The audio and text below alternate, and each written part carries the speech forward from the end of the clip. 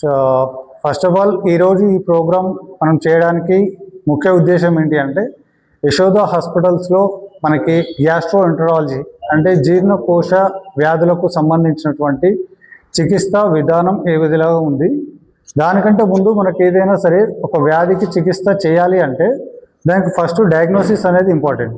రోగ నిర్ధారణలో అడ్వాన్స్డ్ మనకి ఏమేమి ఉన్నాయి డయాగ్నోస్టిక్ టెక్నిక్స్, దాంట్లో వచ్చిన తర్వాత ట్రీట్మెంట్ ఆప్షన్స్ ఏమి ఉన్నాయి, అడ్వాన్స్డ్ ట్రీట్మెంట్ ఆప్షన్స్ ఏమున్నాయి.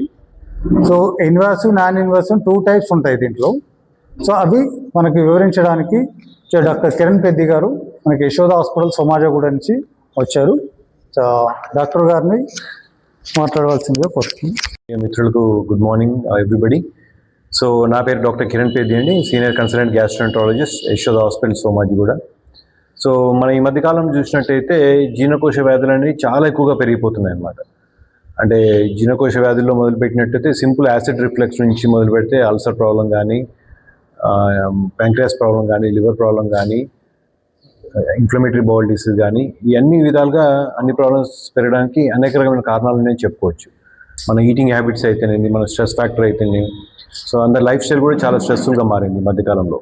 సో దానివల్ల acidity symptoms, irregular boil habits, irregular eating food తీసుకోవడం వల్ల కూడా ఈ కంట్రిబ్యూట్ అయ్యి అవుతుంటాయి అన్నమాట. సో దీనికి తోడుగా మన ఇప్పుడు లివర్ డిసీజ్ కూడా చాలా పెరుగుతూ ఉన్నాయి. ఆల్కహాల్ కన్జంప్షన్ కానీ, fatty liver, non alcoholic fatty liver disease అంటాం. అంటే అది కూడా ఫుడ్ లింక్డ్ అనమాట. మన తినే ఆహార పదార్థాల ద్వారా హెల్దీ ఫుడ్ తిననట్టయితే మనకు non alcoholic fatty liver disease కూడా బాగా పెరుగుతూ ఉన్నాయి. ప్యాంక్రియాస్ ప్రాబ్లమ్స్ ఆల్కహాల్ వల్ల వస్తుంటాయి, ఒక్కోసారి జెనెటిక్ వల్ల వస్తుంటాయి, కొన్ని స్టోన్ డిసీజ్ వల్ల వస్తుంటాయి, ఇవన్నీ వస్తుంటాయి. ఇవన్నీ కాకుండా ఇన్ఫ్లమేటరీ బౌల్ డిసీజ్ అనేది న్యూ డిసీజ్గా చెప్పుకోవచ్చు. అంటే పేగుపూత వ్యాధి అంటాం, both ulcerative colitis and Crohn's disease. 10 years back చూసినట్టయితే మన ఇండియాలో పెద్దగా ఇన్ఫ్లమేటరీ బౌల్ డిసీజ్ అనేది అసలు లేకుండా ఉండింది. ఈ లాస్ట్ 10 yearsలో సేమ్ మన ఇమిగ్రేషన్ ఫ్యాక్టర్ వల్ల కానీ, మన డైట్ వల్ల కానీ, స్ట్రెస్ ఫ్యాక్టర్ వల్ల కానీ both ulcerative colitis and Crohn's కూడా బాగా ఎక్కువగా పికప్ అవడం జరుగుతుంటుంది. ఇప్పుడు ఇన్ఫ్యాక్ట్ చూసినట్టయితే వరల్డ్లో మనం ఇండియాలో ఇప్పుడు 2nd highest ఇన్సిడెన్స్గా చెప్తున్నాం ఇన్ఫ్లమేటరీ బౌల్ డిసీజ్ అనేది. సో వీటన్నిటికీ మన యశోద సోమాజిగూడలో కాంప్రహెన్సివ్ టీమ్ ఆఫ్ గ్యాస్ట్రోఎంటరాలజిస్ట్ ఉన్నాము. 5 గ్యాస్ట్రోఎంటరాలజీ టీమ్ అనమాట. They are supported by DNB programs కూడా ఉన్నాయి and other supportive department like radiology, surgical department, oncology department, histopathology, ఇవన్నీ కూడా సపోర్ట్ చాలా అవసరం అన్నమాట ఒక గుడ్ మెడికల్ గ్యాస్ట్రోఎంటరాలజీ డిపార్ట్మెంట్కి. సో ఇవన్నీ కూడా కాంప్రహెన్సివ్ సర్వీసెస్ మనం ఇవ్వడానికి తోడ్పడుతున్నాయి యశోద హాస్పిటల్లో. సో మనం టెస్టింగ్ చూసినట్టయితే ఒక పేషెంట్ మన దగ్గరకు వచ్చినట్టయితే క్లినికల్ హిస్టరీ ఎగ్జామినేషనే కాకుండా ఇన్వెస్టిగేషన్ పరంగా మన దగ్గర నాన్ ఇన్వేజివ్ టెస్ట్, మన కొలీగ్ చెప్పినట్టు నాన్ ఇన్వేజివ్, ఇన్వేజివ్ మెథడాలజీ అంటాము. నాన్ ఇన్వేజివ్లో సింపుల్ అల్ట్రాసౌండ్ మొదలుపెట్టినట్టయితే అల్ట్రాసౌండ్ అబ్డమిన్, ఫైబ్రో స్కాన్ అనేది, ప్లస్ ఈ మధ్యకాలంలో బోవెల్ అల్ట్రాసౌండ్ కూడా చేస్తున్నాం మేము. అంటే ఈ పేగుపూత వ్యాధి ఉన్న వాళ్ళకి నిర్ధారణ చేసుకోవడానికి ఒక్కోసారి ఫాలోఅప్ చేయడానికి ఇంటెస్టైనల్ అల్ట్రాసౌండ్ అంటాం, అది కూడా చేయడం జరుగుతుంటుంది. సో ఇవి కాకుండా advance CT scan, advance MRI scan, వీటి వల్ల ఏంటంటే మనకి ఇంటెస్టైన్ మ్యాపింగ్ కూడా చేస్తుంటాం. అంటే ఎక్కడెక్కడ జబ్బు ఉందని చూసుకొని దాన్ని కరెక్ట్ డయాగ్నోజ్ చేయడం వల్ల ట్రీట్మెంట్ అనేది ఖచ్చితంగా ఇచ్చే అవకాశం ఉంటుంది. సో ఇకపోతే ఎండోస్కోపీ విభాగం వచ్చినట్టయితే ఇన్వేజివ్ డిపార్ట్మెంట్గా చెప్పుకోవచ్చు. అంటే సర్జరీ లేకున్నా కూడా ఎండోస్కోపీ ద్వారా అనేక రకమైన అడ్వాన్సెస్ ద్వారా మనకు ట్రీట్మెంట్ చేయడం జరుగుతుంటుంది. సో మనకు అప్పర్ జీ ఎండోస్కోపీ అనేది చాలామందికి పరిచయమే. అంటే కెమెరా పైకి పంపించిన నోట్ నుంచి పంపించి అనవాయిక స్టమక్ చూడడం వల్ల వ్యాధి నిర్ధారణ చేస్తుంటాం. ఇది అప్పర్ జీ ఎండోస్కోపీ అంటాం. ఇది కాకుండా కొలనోస్కోపీ అంటాం. కొలనోస్కోపీ అంటే పెద్ద పేగు పరీక్ష చేసి పెద్ద పేగులు అల్సర్ లాంటివి ఉన్నాయా, పాలిప్స్ లాంటివి ఉన్నాయా చూసి గమనించి దాన్ని ట్రీట్మెంట్ చేయడం జరుగుతుంటుంది. ఇవి కాకుండా ఈఆర్సిపి అంటాం అనమాట. ఈఆర్సిపిలో బైల్ పైప్లో ఒక్కోసారి స్టోన్స్ పడుతుంటాయి. గాల్ బ్లాడర్ స్టోన్స్ వచ్చేసి జారిపడి బైల్ పైప్లో పడ్డప్పుడు ఏంటంటే వాటికి ఈఆర్సిపి ద్వారా కట్ చేయకుండానే, సర్జరీ ఏం లేకుండా ఎండోస్కోపీ ద్వారా లోపలికి వెళ్ళి ఆ బైల్ పైప్ని క్లియర్ చేయడం జరుగుతుంటుంది అనమాట. దాన్ని ఈఆర్సిపి టెక్నిక్ అంటారు. ఈఆర్సిపిలో అనేక రకమైన మళ్ళీ ఫర్దర్ డెవలప్మెంట్స్ వచ్చాయి.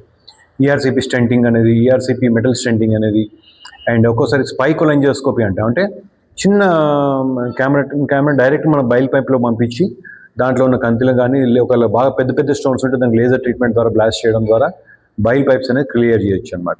అది స్పై గ్లాస్ కొలెంజియోస్కోపీ అంటాం.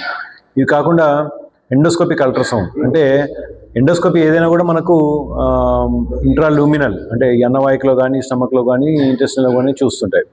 ఎండోస్కోపిక్ అల్ట్రాసౌండ్ అంటే ఏంటంటే ఎండోస్కోప్ మనం లూమెన్లో పొజిషన్ చేయడం వల్ల బట్ ఆ సరౌండింగ్ స్ట్రక్చర్స్ మనకి ఛాతిలో లింఫ్ నోడ్స్ ఉన్నా కూడా ప్యాంక్రియాస్ కంతులు ఉన్నా కూడా అది చూసి దాన్ని అవసరం ఉంటే బయాప్సీ కూడా తీసుకోగలుగుతున్నాం అనమాట. అంటే ఏ ఆపరేషన్ లేకుండా కూడా ఎండోస్కోపీ ద్వారా బయాప్సీ కూడా తీసుకోగలుగుతాం. తీసుకొని వ్యాధి నిర్ధారణ అయినాక క్యాన్సరా ఇన్ఫెక్షన్ తెలుసుకున్నట్టయితే దానికి అప్రోప్రియట్ ట్రీట్మెంట్ ఇవ్వడం జరుగుతుంటుంది. అదేవిధంగా ఈ ఎండోస్కోపిక్ అల్ట్రాసౌండ్ ద్వారా ఒక్కోసారి ప్యాంక్రియాస్ చుట్టూ కలెక్షన్స్ వస్తుంటాయి. అంటే ప్యాంక్రియాస్ ఇన్ఫెక్షన్ వచ్చి లార్జ్ ఫ్లూయిడ్ కలెక్షన్ రావడం వల్ల దాన్ని డ్రైన్ చేయడానికి అంతకుముందు ప్రతి ఒక్కరికి ఆపరేషన్ అవసరం పడేది. ఈ మధ్యకాలంలో ఆపరేషన్ లేకుండా దాన్ని మెటల్ స్టెంట్ చేయడం ద్వారా ఆ ఫ్లూయిడ్ అంతా కూడా మనం డ్రైన్ చేయగలుగుతాం.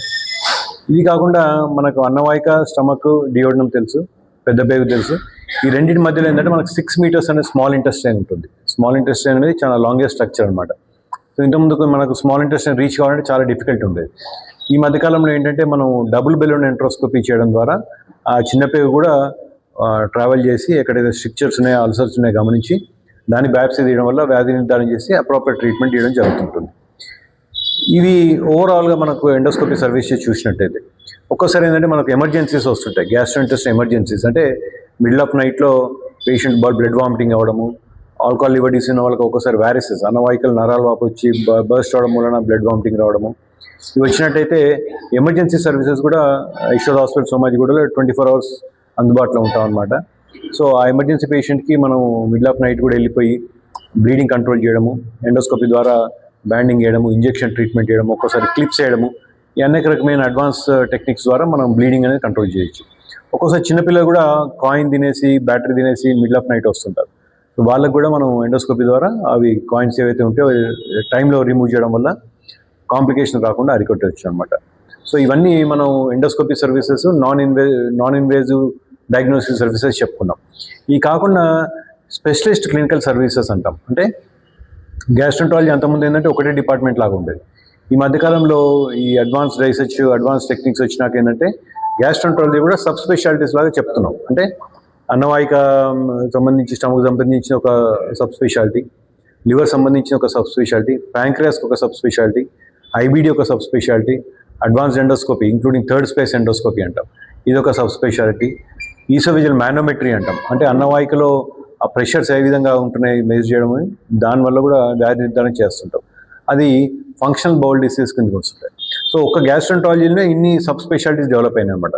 సో మా దగ్గర ఏంటంటే డిఫరెంట్ కన్సల్టెంట్స్ ఉండడం వల్ల ఒక్కొక్కరికి ఒక్క సబ్ స్పెషాలిటీ ఆఫ్ ఇంట్రెస్ట్ ఉండడము, దాంట్లో ఎక్స్టెంట్ ఆఫ్ ఎగ్జామినేషన్ కానీ ఎక్స్టెంట్ ఆఫ్ ఇన్వెస్టిగేషన్ కానీ తరువుగా చేసి పేషెంట్కి జస్టిస్ చేసేటట్టు సబ్ స్పెషాలిటీ పీపుల్ చేయగలుగుతారు అన్నమాట.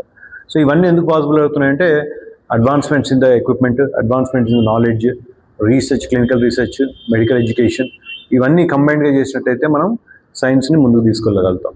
సో ఇవన్నీ కూడా మనం కాంప్రహెన్సివ్గా యశోద సోమాజిగూడలో ఇవ్వడం జరుగుతుంది.